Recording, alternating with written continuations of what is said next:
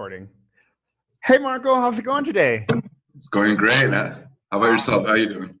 I'm doing great. Thank you for asking. Well, Marco, before we begin, let me ask you a little bit about your experience teaching online. How many years of experience do you have teaching online? Well, online experience, I got about 4 years or so. I've taught many age groups online when it comes to this, starting from 5 years old all the way to 65 years old. First Perfect. year in school till doctors in different universities. So, yeah, I have different experience online, speaking to all kinds of cultures and age groups as well. Perfect. Okay, that's awesome. How about in classroom experience? Do you have any in classroom experience? Absolutely. I live in a country where they speak Spanish, so Okay. there's many schools here. I have my neighborhood school where I provide my services there, and yeah, I mean it's teaching English as a second language as well as in the United States. When I was in my university, I was able to go to minority schools where I guess English wasn't so dominant, and in Spanish was more, I guess, the common language, and I was there to kind of like help them, I guess, become more fluent in English because Perfect. I share the same experience or the same, yeah, well, same immigration experience that they do. Got it. Okay. Perfect. So, how many years of in classroom experience do you think you would? I would say about 3 years or so. 3 years. Yeah, I would add up to 3 years. Great. Okay. Perfect. Well, the good thing about here at iTutor, we do teach both adults and children. So, you don't have any issues with continuing teaching both adults and children, right? Absolutely not. No. Perfect. Great. So, tell me, what teaching platforms do you currently teach on right now?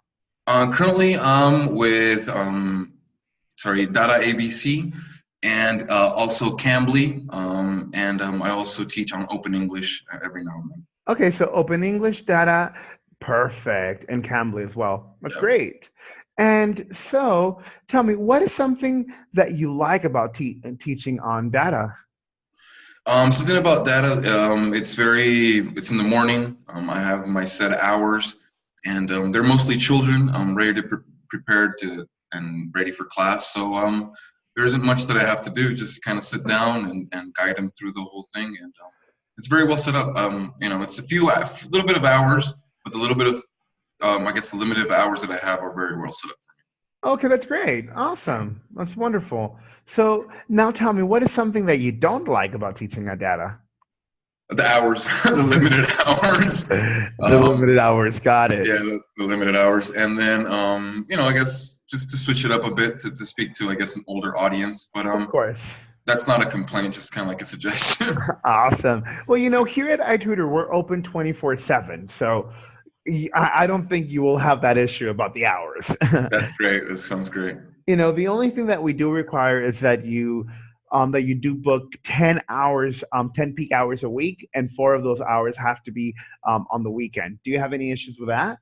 I actually don't work any of the weekends, for the same reason that I was looking for an opportunity to advance in something better, and it Perfect. sounds great for me to put those hours, vacant hours, to use. So.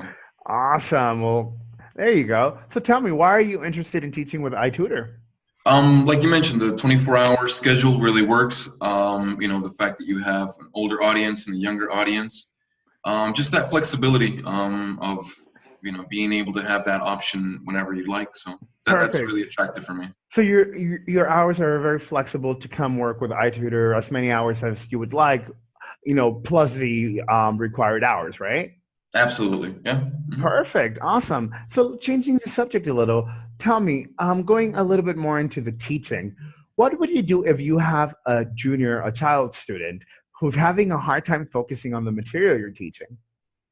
Well, it depends. Because what is if it's like a brand new student, first day you're with him, then you bring like a toy, try to get his attention, try to make him smile, try to, maybe come out of his shell a little bit more. Definitely. I guess if he's an older student that you've been with for a longer time, it's more direct, like, hey, oh, is there something wrong?